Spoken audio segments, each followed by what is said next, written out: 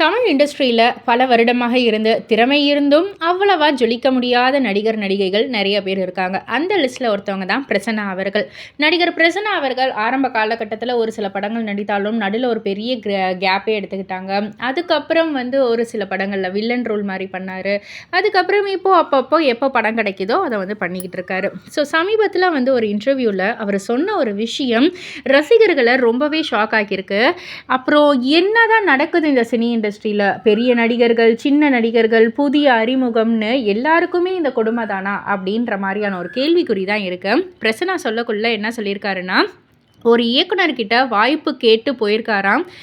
பிரசன்னாவை ரொம்பவே அவமானப்படுத்தி தான் அனுப்பிச்சிருக்காராம். 2015 ஒரு 2-3 ஹிட் படங்களை கொடுத்த இயக்குனரை மீட் பண்ணி வாய்ப்பு கேட்டிருக்காராம். ஆனால் அவர் அந்த ஹிட் படங்களை கொடுப்பதற்கு முன்பிருந்தே பிரசன்னாவுக்கு தெரியுமா.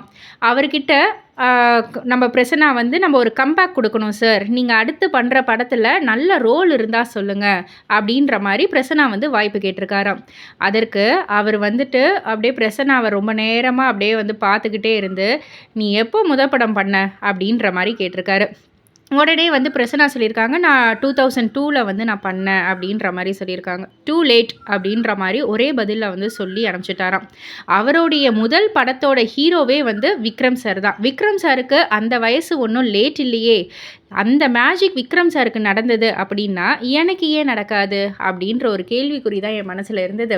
அப்போதுலேருந்தே யார்கிட்டையும் நானாக போய் வாய்ப்பு கேட்கவே கூடாது அப்படின்ற மாதிரி நான் முடிவெடுத்தேன் அப்படின்னும் சொல்லியிருக்காரு. ஸோ இதை பற்றி நீங்கள் என்ன நினைக்கிறீங்க, உங்களுடைய கருத்து என்ன அப்படின்றத கீழே உள்ள கமெண்ட் பாக்ஸில் குறிப்பிட்டு சொல்லுங்கள்.